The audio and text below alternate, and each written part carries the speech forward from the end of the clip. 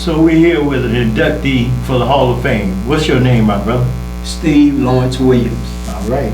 And you are better known as the Hitman. All right. So you've been in the business a long time, Steve. Tell me something about yourself. Well, I graduated from Chamberlain High School in 1977. Became a DJ at 88.5 back in 1984, and I've been there ever since, marking my 40th year at the station. All right. So you've seen a lot of things change over there. A lot of things change, seen a lot of DJs come and go. Okay. Y'all changed locations or y'all built new? Yes, we originally started on Nebraska and MLK inside of an old church building on the second floor, and that's where I got my start from. All right. And who were, or what came across your mind when you first got to know you wanted to be a DJ? I tell you, growing up back in the 1970s, listening to WTMP and hearing some of my favorite DJs, I said, man, I would love to do that one day. But you know, growing up in the housing projects, I never thought I would get the opportunity. Okay. Yeah. So some of the names you might have heard on WTMP. Oh wow, Oliver, we can go on and on, but I grew up listening to Jim Murray, Chuck Core Sr., David Rogers, Clint Jackson, and others. Okay. And then when you heard them, you say, I can do the same thing? I said it, and then it became reality. I was able to, you know, do what they did. Okay. And you said growing up in Tampa. In Tampa. And you graduated from? Chamberlain High School. And at that point in life, did you go to college or you? Didn't go to college. I found out I didn't have to go to college to get my FCC third class license, so I was able to get my FCC third class license without going to college. Okay. And at that point in your life, you did some things, you got some awards. Did you get anything? Quite a few, okay. More than I can bargain for. You know, not bragging or boasting, but you know, I received some awards and scholarships and being in the local papers and stuff like that, and, okay. and it was good feeling.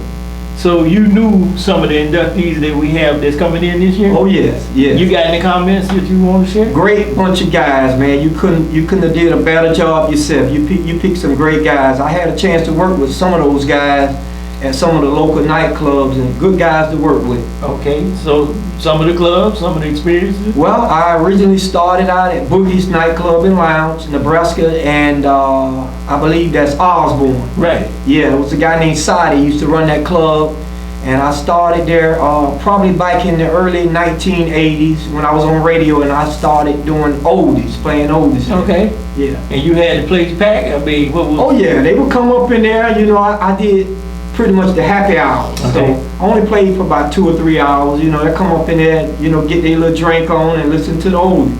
Say the oldest. Yeah. So at that point, when you call it oldest, what years are we talking? We talking 60s and 70s, classic soul. Okay. And some of the artists that you would have played? Marvin Gaye, Diana Ross, Supremes, Al Green, Delphonics, Stylistics, on and on.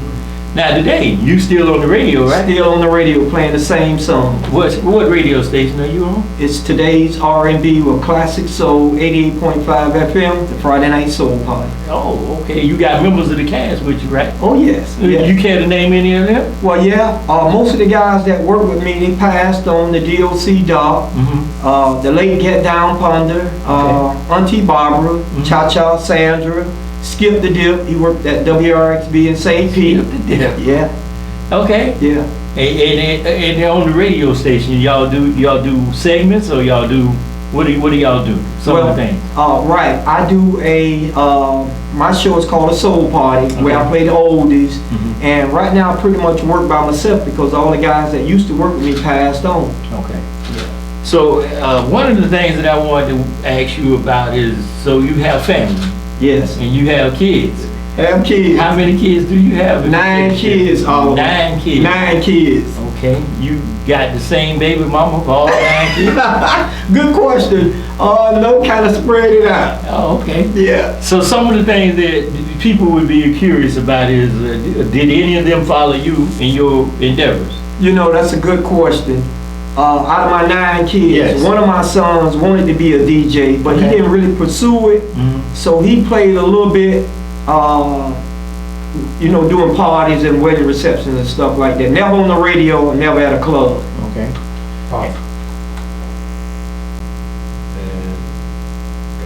So to stay current, we trying to figure out some questions, man. One of the questions is, so you started out playing the oldies and boogies. What other pursuits did you take as far as, continue to stay fresh in the minds of those people? Well, to be honest, I originally started DJing when I was 14 at College Hill Recreation Center for the city of Tampa. Okay. I used to do the little dances on Friday and Saturday nights. All right. We'll pack in 200 kids. And this is what years? This was back in probably the early 80s, around 81 or 82. Okay. Yeah. And during that time period, so you stayed with the old school, everybody else was moving to the new music. Right. So you found your niche. That's it. And when you found your niche, you continued to evolve it into a permanent position at the radio station. Exactly. Have you ever been to GM or you? No, I wish I could. Okay. I probably would change a few things, but no, never got that far. Okay, so some of the other positions you may have held along the way, maybe? Right, yeah.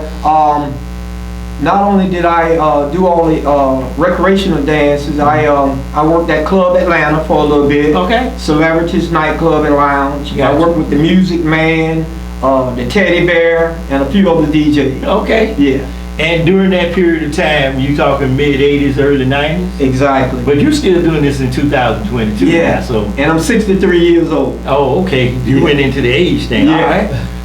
So that being said, is there anybody that you could give information to right now that could benefit from this conversation we're having? Yeah, I would love to reach out to the younger generation, Okay. the guys in their 20s and 30s, and see if it's a field like radio that they would love to get into. Nice. Are there programs out there that you know of? Yeah, it's a lot of programs out there. You just have to know about, getting in touch with whoever you need to get in touch with. I don't have the exact address or phone numbers. Okay. Yeah. But you probably share that with us if you did. Right, exactly. So that being said, I want to ask you one more question. So you had interactions with Randall C., Kenny K., and Floyd Joy. Floyd Joy. So you want to elaborate a little bit on I any tell of you, that? I used to always talk to Floyd Joy because he had one heck of a voice. Right. And I said, man, Floyd, how come you never tried to do radio? Right. And he said, man, that's a good thing. I'll probably look into it. So Randall C., I assume Randall C. talked to him and finally got him into radio before he passed away. And we lost a great legend. Right. A legend, yeah. So with Kenny K, you got any experiences with I him? had a chance to work with Kenny K. I remember when Kenny K first started at the radio station. Okay. At the time, I was coming on, the Soul Party was on 3 hours, 9 to 12 midnight. Right. Kenny K would come on at midnight. That was my first time seeing him come in there, and I had a chance to watch him on the turntables.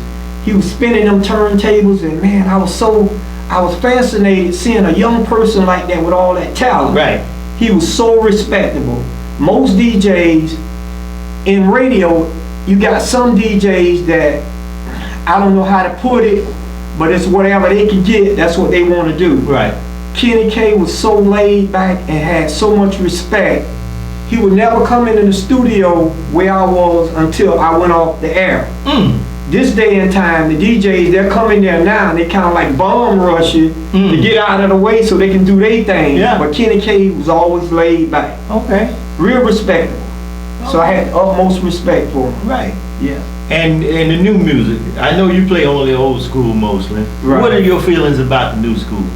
Well, the new school, I just don't like some of the words that the rappers use, Right. The N-word being one. Yeah. And some of the other words they use, it's cussing in every song, you gotta bleep it out and bleep this in and bleep this out.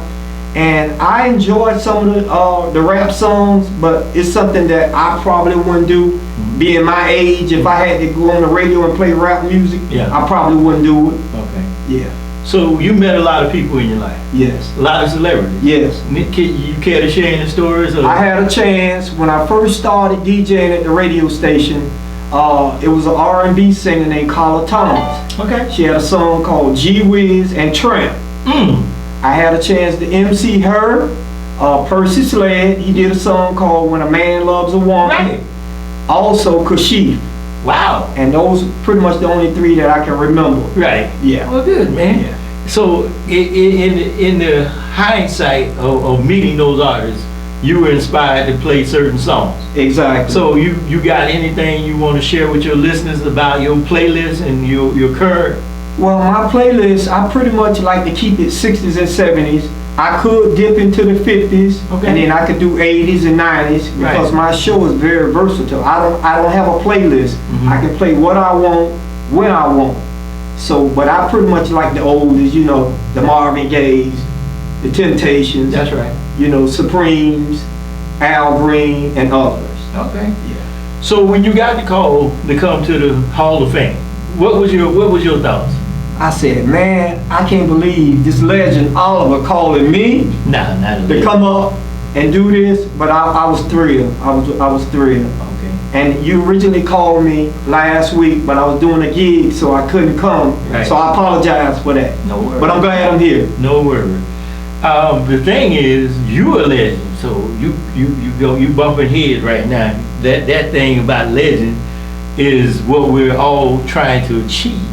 One of the things that we're doing with the whole Hall of Fame is giving you a chance to tell your story. So is there anything you want to share that the listeners might want to, you know? Well, I can say it doesn't matter where you come from. You can be who you want to be, and you can pretty much do what you want to do. Growing up in College Hill housing projects back in the 70s, Right. my mother raised 13 kids by All right. herself. Right. And it was rough, Oliver. Okay. When I say rough, it was rough. So I even had people, when I first tried to do a show on the radio, I had some people that was real doubtful. You can't do this. You know, you coming from the projects. Right. They're not gonna let you be on the radio. That's right. But I proved them wrong. All right. So Steve, any closing comments you want to give? Man, just thank you for having me, man. You know, thank you for having me. Well, one of the things we're trying to do is we're going to be still introducing new people and new groups every year. Okay. So right now, I'd like to introduce you as the inductee of the first class that's going into the Hall of Fame for the Tampa area. Well, thank you. Yeah, man. And Thank so you. that being said, this is for you. Wow. Yeah. Wow, this is nice.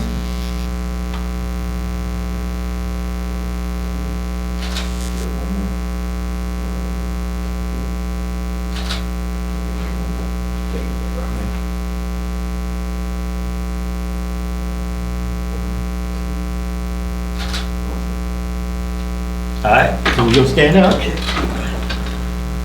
Remember the thing I say we're gonna do? The Okay. handshake and the Yeah. hand. There you go.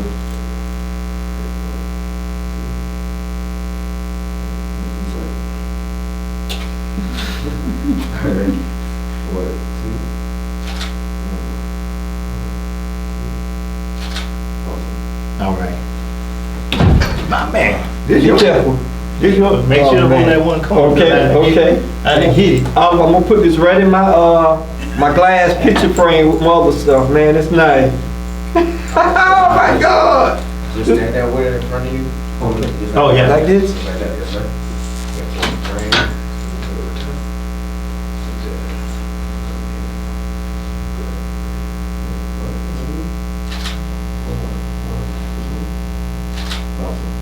Okay.